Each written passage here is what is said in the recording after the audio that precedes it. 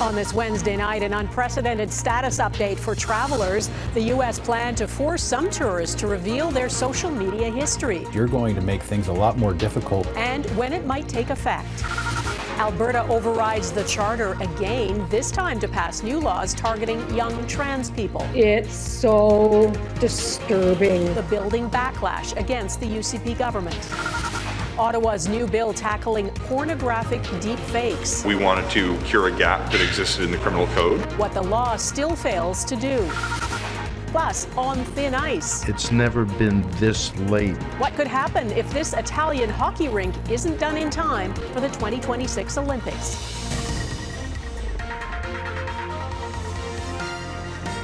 Global National with Donna Friesen. Good evening and thanks for joining us. The U.S. has unveiled sweeping new rules that are planned for people entering the country. Foreigners from 42 countries could be required to disclose 5 years of their social media history before being allowed into the United States. It wouldn't affect Canadian citizens, but people living in Canada who don't have citizenship, such as permanent residents, could be swept up in it, along with people from some of America's closest allies, the U.K. and Australia. Candace Cole has our top story on what's planned and the reaction.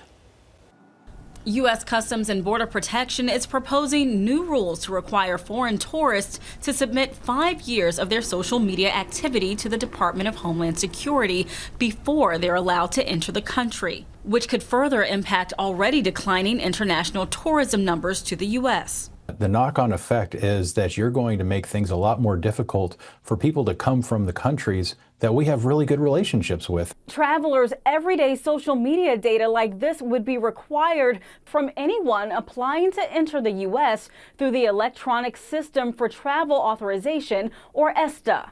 Impacting citizens from the 42 countries participating in the visa waiver program, which includes most of Europe, the UK, Australia, and Japan, among others. Travelers with a Canadian passport would not be affected, but it could impact permanent residents. This is already being done for student visas for short terms, and so it's obvious that you're going to see something like this expanded given the nature of how things are now. The new rule would also require telephone numbers used within the last 5 years, email addresses used in the last 10 years, and biometric data. The Department of Homeland Security says these changes are necessary to comply with President Trump's executive order to protect national security signed in January. You could have reporters who are reporting on terrorist activities in some of the things that they have posted inadvertently get flagged for that being confused as being their own speech. This new rule is the latest in a series of measures meant to tighten immigration and entry into the U.S. as the country prepares to host the FIFA World Cup in 6 months. And it wouldn't go into effect for at least 60 days, allowing for public comment. Candace Cole, Global News, Washington. The Trump administration is also escalating pressure on Venezuela, seizing an oil tanker off the coast of that country. The U.S. Attorney General Pam Bondi posted this video of the apparent seizure, saying the oil tanker has been sanctioned by the U.S. due to its involvement in an illicit oil shipping network supporting foreign terrorist organizations. President Trump earlier didn't name the tanker or its location, but he says he thinks the U.S. will keep the oil. As you probably know, we've just seized a tanker on the coast of Venezuela, large tanker, very large. Largest one ever seized, actually. And other things are happening. Trump is pressuring Venezuela's president, who he calls a terrorist drug cartel leader, to resign. He has ordered a massive U.S. military buildup in the region, including an aircraft carrier, fighter jets, and tens of thousands of U.S. troops. Oil prices climbed sharply following word of the seizure. Alberta's premier is now one of 20 United Conservative MLAs facing recall petitions. At the same time, Danielle Smith is pushing ahead with controversial legislation that critics say restricts the rights of transgender youth. And for a fourth time, her government used the notwithstanding clause to shield the law from any legal challenges. Heather Yourex-West reports on the new legislation and the potential political fallout for the Alberta government.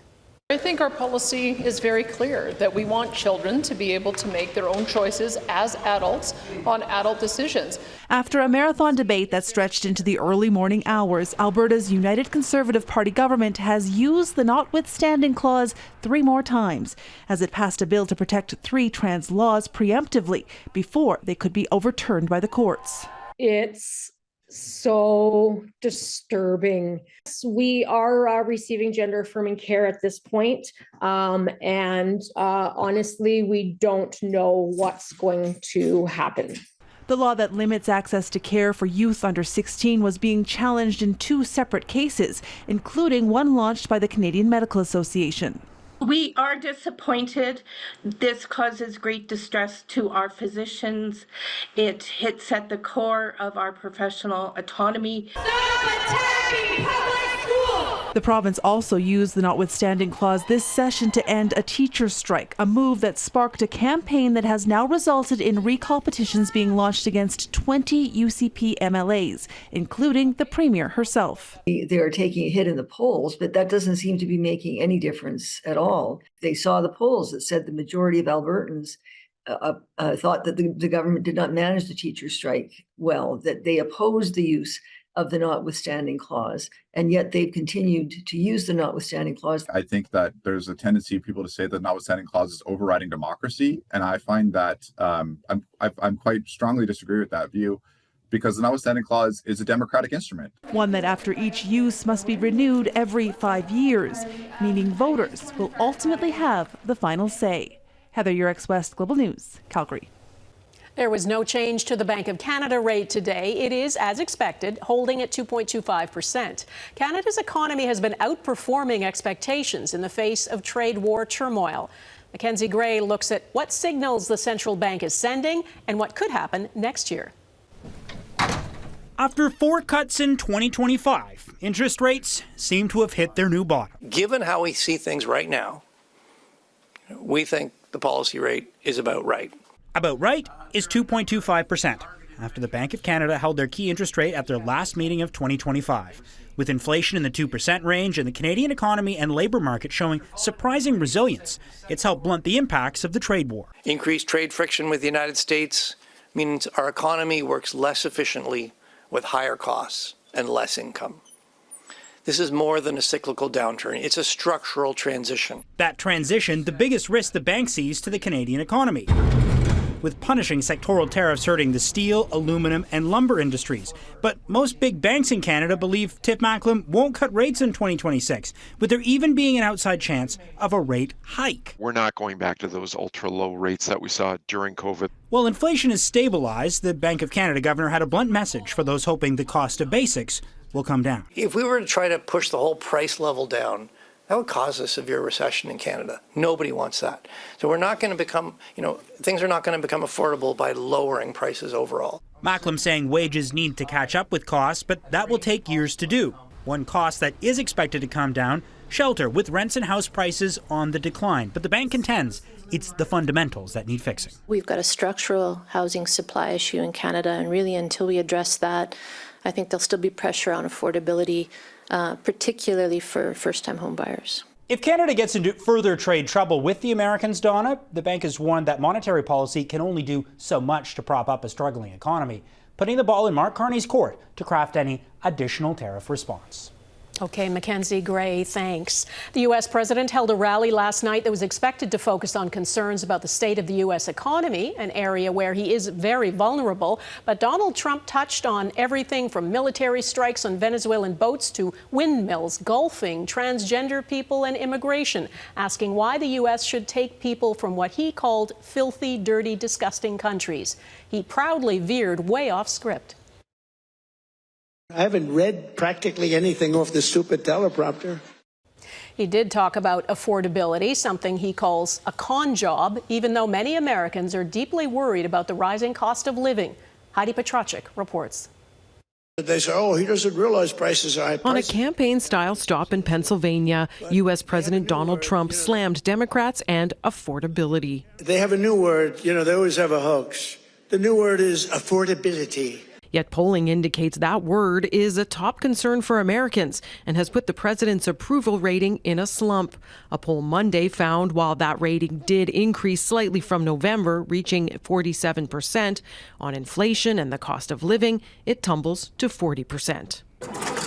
Overall inflation climbing year over year. Most economists would agree that potentially the tariff policies that were implemented by the new administration have had an important role in that comeback of inflation.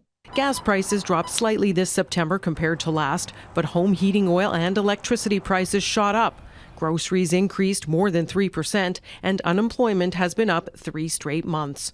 Americans getting used to tight budgets. I manage, you manage. You got to know how to manage, that's all. You just have to make some choices. Car repair is very expensive, very expensive. I just have to do what I can, you know, and just keep going. That's all you can do, you know. Wednesday, the Federal Reserve cut interest rates to around 3.6%, the lowest in nearly 3 years. Its chair counting on the effects of tariffs easing in 2026. There is no risk-free path for policy as we navigate this tension between our employment and inflation goals. Republicans will face off against Democrats in next year's midterms, which means the White House has to convince voters Trump's economic policies are working. Right now, that poll I mentioned found 47% think those policies are hurting them financially. Donna. All right, Heidi Petracek in Washington, thank you. Now that the threat of a pilot strike at Air Transat has passed, the airline says 18 flights were canceled as it prepared for a possible strike. A tentative agreement was reached at the last minute late yesterday. Industry experts say the airline's financial struggles likely helped motivate that deal. If this was a strike that lasted 3 or 4 days, the company would have been in deep trouble. $7 to $9 million worth of revenue lost as a result of cancellations. It would have been a catastrophic financial impact to Transat. No details of that tentative agreement have been released. Technology and sexual violence. Coming up, how the federal government is targeting deep fakes and what's missing from the law. Plus, why this year's Nobel Peace Prize winner wasn't there to accept her award.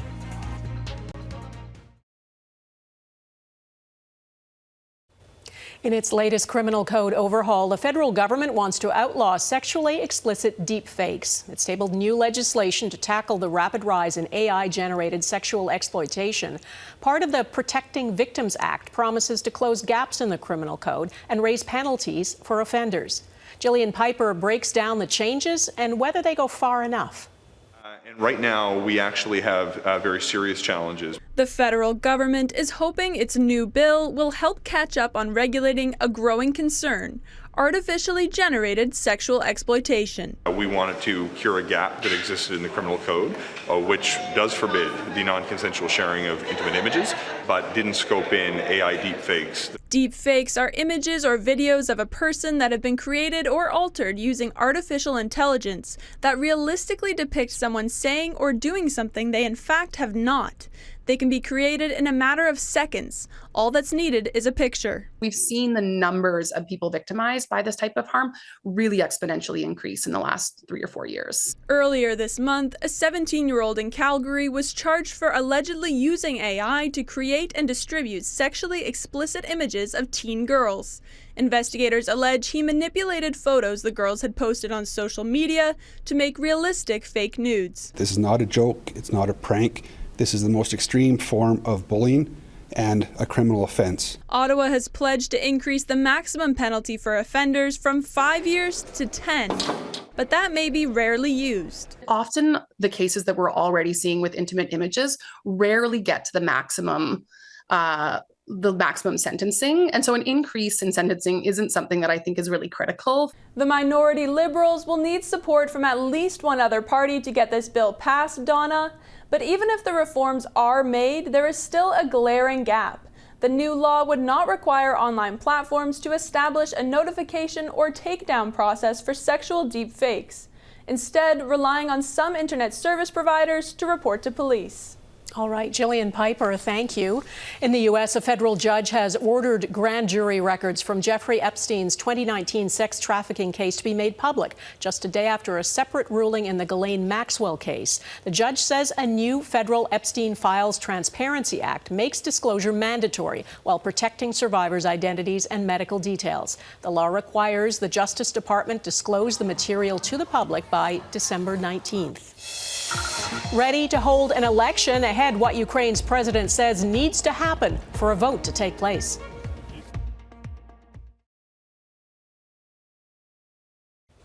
Ukraine has launched another strike on Russia's so-called shadow fleet, hitting an oil tanker. Video shows drones hitting a tanker Ukraine claims was involved in trading Russian oil in the Black Sea. Russia has been using hundreds of tankers flying different flags to clandestinely ship its oil to customers in defiance of Western sanctions. It is the third such strike in 2 weeks, and neighboring countries, including Turkey, warn they're threatening regional safety and driving up shipping insurance. Moscow has condemned the strikes and threatened retaliation. The leaders of the UK, France and Germany spoke with the U.S. president today about Ukraine, telling him this is a critical moment for the country and for shared security across Europe. Trump this week called Europe's leaders weak, and he is increasing pressure on Ukraine's president to hold elections, even as the war with Russia drags on. Redmond Shannon reports. I think he has to be realistic. Following up on his interview with Politico this week, U.S. President Donald Trump again piled on the pressure on his Ukrainian counterpart, Volodymyr Zelensky. People are asking this question, when do they have an election? Are they going to have an election? Or are they going to just keep it going like this? It is a criticism that often comes from the Kremlin too. Martial law during war meant last year's election could not legally take place. But shortly after Trump's initial comments Tuesday, Ukraine's leader said he is now ready. He told reporters, "I ask the US, including European colleagues, to help me ensure security for elections. And then in the next 60 to 90 days, Ukraine will be ready to hold elections." Zelensky says he wants a law change to make it possible. Being frank with you, I didn't really get what President Zelensky meant. Opposition MP Alexei Goncharenko told Global News he thinks it's not feasible to hold a fair election during Russia's invasion, and with millions of citizens outside of Ukraine. He said if Zelensky was just trying to please Trump, it could backfire and force him into a corner. Goncharenko hopes Ukraine's president wouldn't try to take advantage of wartime goodwill toward him. If it's true, this is a very bad story. It means that he is fighting not for the country's interests, but for his own. Trump says European leaders would like to see a weekend summit with him and Zelensky present. In the meantime, Ukraine's leader says he will hold another virtual meeting with more than 30 of his international allies on Thursday. Donna? Okay, Redmond Shannon in London, thank you. More than 500,000 people have fled their homes along the border between Thailand and Cambodia as the two countries fight over territory. Both countries are blaming the other for firing first and reigniting the long-simmering dispute over their 800-kilometer shared border. Evacuees are crowding into hundreds of makeshift shelters, fleeing shelling and drone strikes that have killed at least 13 people. A U.S. brokered deal in July did halt the fighting temporarily. Both governments say they're willing to restart negotiations, but neither side appears willing to back down. The daughter of this year's Nobel Peace Prize winner accepted the award in Oslo, Norway today on her mother's behalf. Venezuelan opposition leader Maria Corina Machado went into hiding after Venezuela's disputed presidential election in July of 2024. In a speech written by Machado, her daughter dedicated the award to the political prisoners and activists fighting for democracy in her country, vowing Venezuela will breathe again. This prize carries profound meaning. It reminds the world that democracy is essential to peace. And more than anything, what we Venezuelans can offer the world is the lesson forged through this long and difficult journey, that to have democracy, we must be willing to fight for freedom. Machado sent a message saying she was safe and on her way to Norway, but wouldn't make it in time for the ceremony. The 58-year-old was awarded the Nobel Peace Prize for her struggle to achieve a just and peaceful transition from dictatorship to democracy in Venezuela. Olympic organizers in the penalty box. Next, will Italy's main hockey venue be ready for the Winter Games?